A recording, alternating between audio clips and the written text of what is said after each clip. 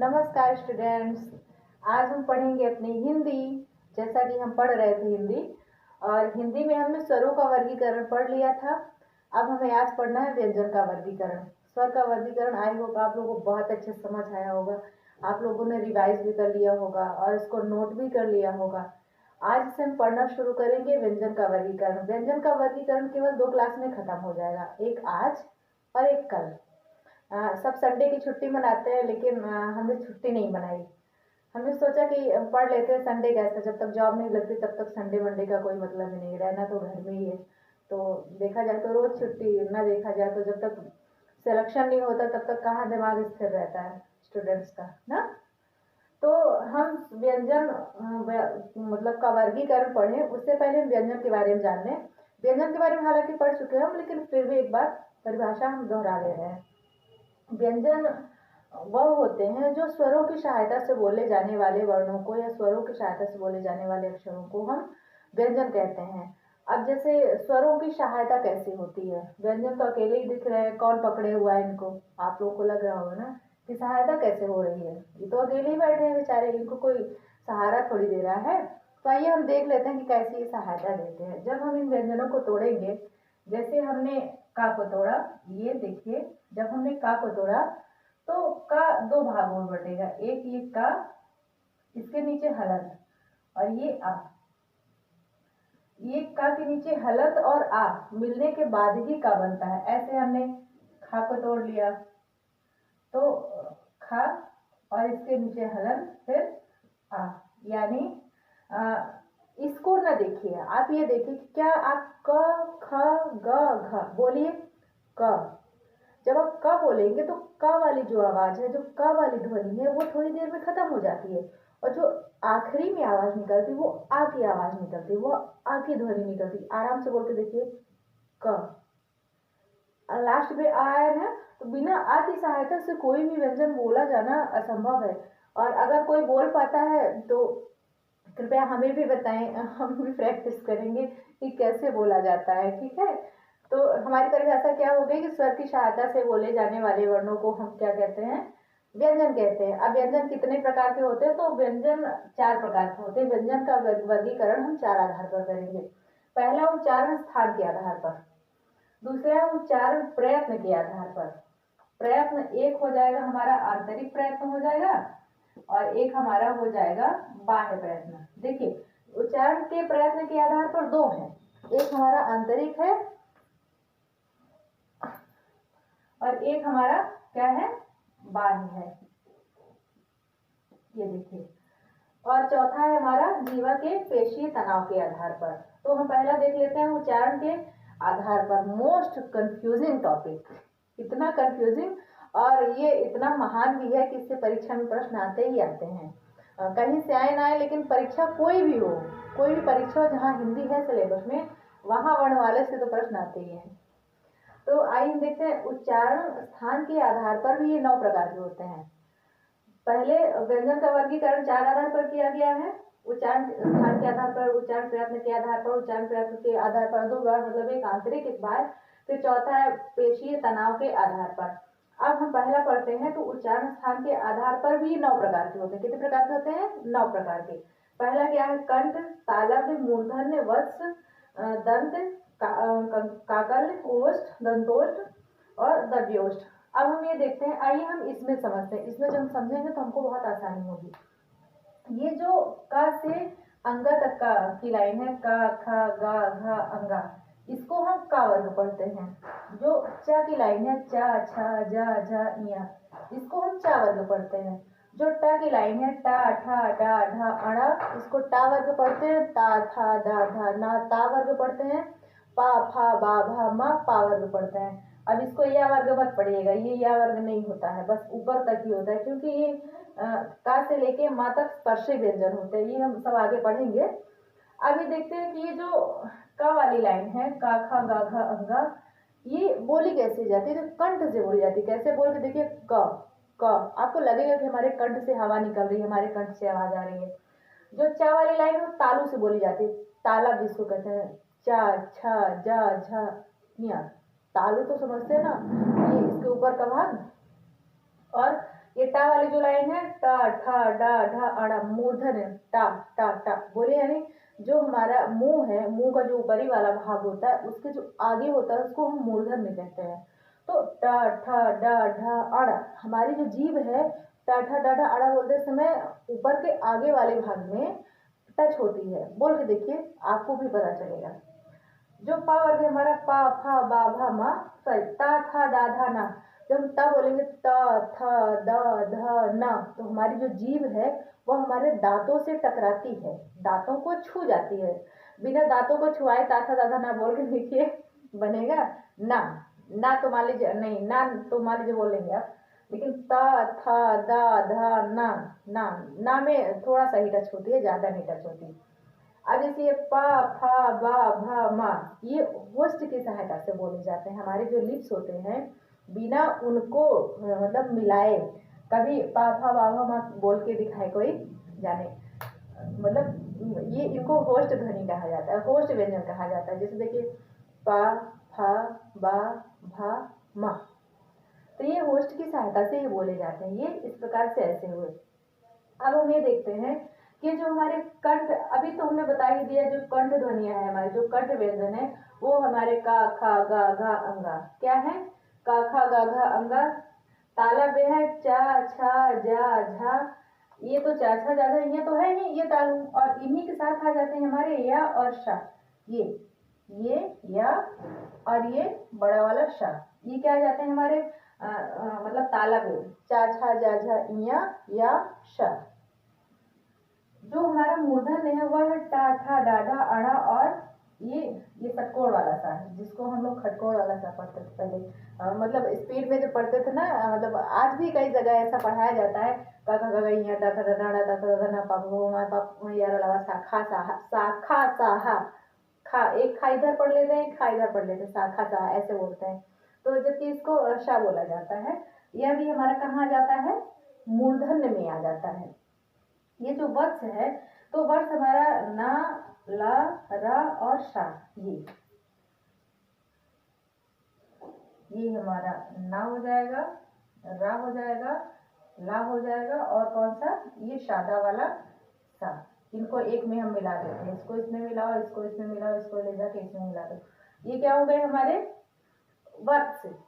जैसे बोल के देखिए, ना ला रा सा, ना ला रा सा, इनको बोलते समय जो हमारी जीभ है वह एक ही जगह स्पर्श करती है और वहीं से हवा हमारी निकलती है। अगला है हमारा काकल। काकल काकल जो व्यंजन है वो हमारा ह ह ह ह से मतलब बोलने में ऐसा लगता है जैसे हमारे जो काकल है, मुंह का जो काकल वाला भाग है वहां से हवा निकल रही है। अगला है हमारा दंतोष्ठ। दंतोष्ठ का मतलब दांत और ओष्ठ, दांत और होठ दोनों को मिलाकर जो व्यंजन बोले जाते हैं उनको दंतोष्ठ कहते हैं। ये है वा और फा, वा फा। जिसमें आप बोल के देखिए वा फा, वा और फा बोलते समय दांत भी हमारे दांतों का भी उपयोग होता है और हमारे जो होस्ट है उनका भी उपयोग होता है। होस्ट यानी ओठ, ओठ यानी लिप, उसी को अधर कहते हैं। तो सब पर्यायवाची में है। अगला है हमारा दव्योष्ठ, ये बढ़िया है, प फा बा भा मा, प फा बा भा मा। जहाँ पर होस्ट हमारे दब जाते हैं, अरे दव्योष्ठ सीधा मतलब होस्ट हमारे दब रहे हैं, उन्हीं को होस्ट भी कहते हैं, उन्हीं को दब, मतलब ये जो पापा ये होस्ट भी है, यही दव्योष्ठ भी है, दोनों एक ही चीज है, पा फा बा भा मा। तो इस तरह हमारा क्या हुआ, पहला प्रकार हमारा खत्म हुआ। अब हम देख लेते हैं जो उच्चारण के प्रयत्न के आधार पर दूसरा जो है हमारा ये उच्चारण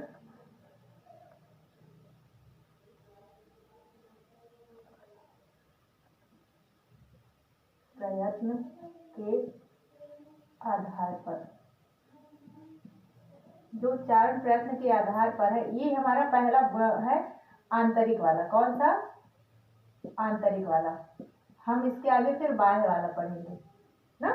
आंतरिक या अभ्यंतर एक ही बात है, इसको हम पढ़ते हैं।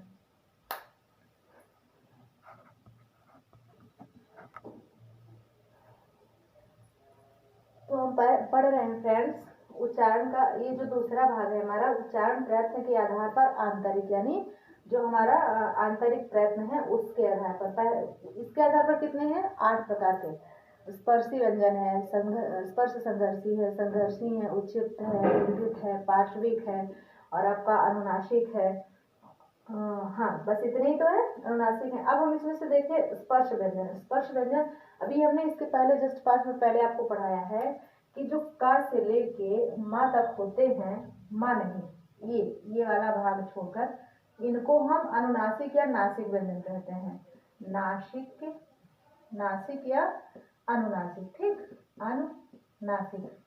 इनको नासिक या अनुनासिक क्यों कहा जाता है? क्योंकि उनको बोलते समय नाक का उपयोग होता है ना, ऐसा लगता है नाक से हवा निकल रही, अंगा, अड़ा, ना, और ये क्या कहते हैं आपका इया, माँ। तो आप बोल के देखिए, ऐसा लगता है जैसे हम नाक से बोल रहे हैं। का से लेके भा तक कितने कौन से होते हैं? स्पर्शी व्यंजन। का से भा तक स्पर्शी व्यंजन, का, खा, गा, घा, चा, छा, जा, झा, टा, ठा, डा, ढा, ता, था, दा, धा, पा, फा, बा, भा। ये कितने हैं? स्पर्शी व्यंजन। अब आगे हमारा संघर्ष स्पर्शी। संघर्ष स्पर्शी चा, छा, जा, झा, ये संघर्ष स्पर्शी। इनको संघर्ष स्पर्शी क्यों कहा जाता है? चा, छा, जा, झा, ये संघर्ष करते हैं ना, इनको बोलते हैं। इसमें जो हमारी जीभ है वह के नीचे टच होती है, मुंह के नीचे वाले भाग में।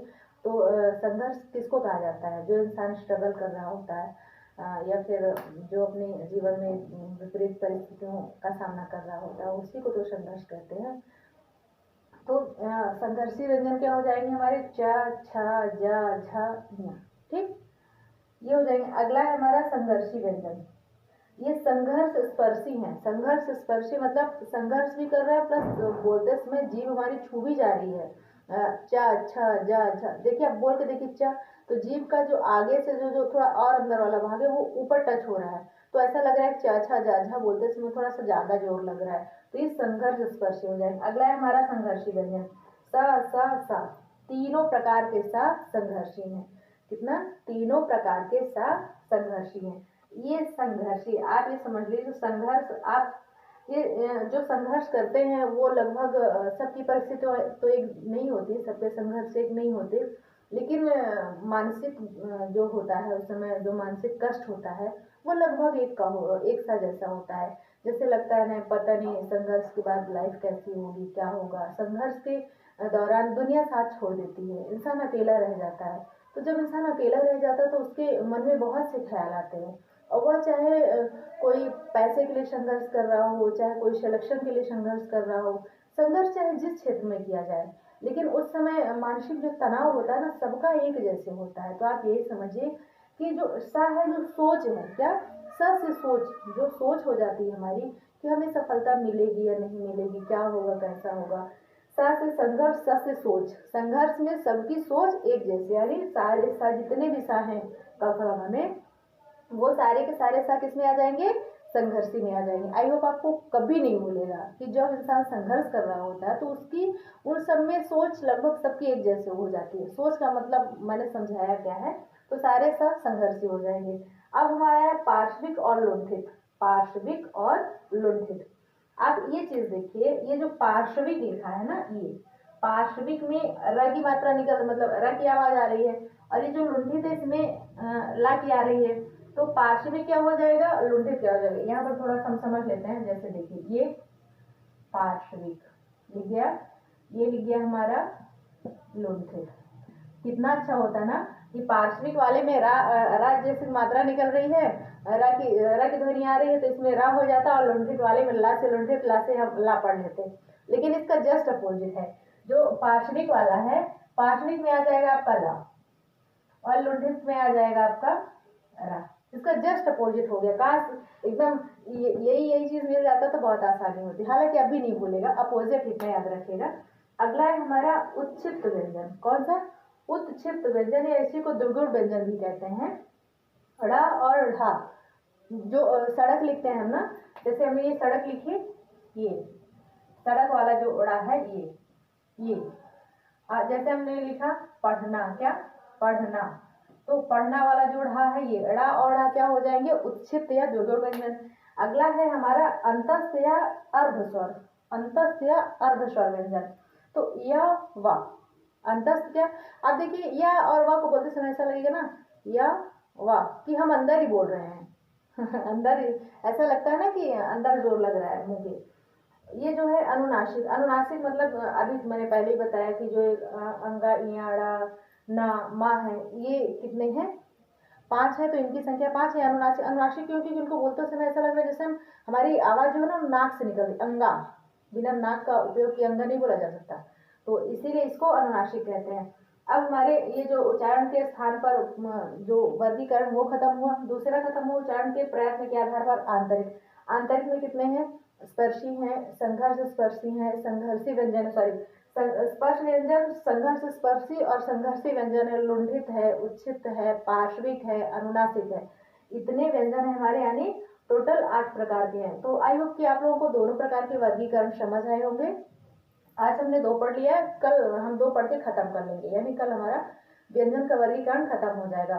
तो तब तक के लिए वीडियो जरूर से देखा करें, बिना देखे नहीं समझ आएगा। मैं थोड़ा किनारे हो जा रही हूँ, अगर दिखाई दे तो आप लोग वीडियो को पॉज करके लिख भी सकते हैं। तो ठीक है, फिर तब तक के लिए मिलते हैं नेक्स्ट वीडियो में। तब तक के लिए अपना ख्याल रखें, बड़ों को सम्मान करें, छोटों को प्यार दें और अपना व्यक्तित्व इस प्रकार से विकसित करें कि सभी जीव आपके साथ सुरक्षित महसूस करें। धन्यवाद।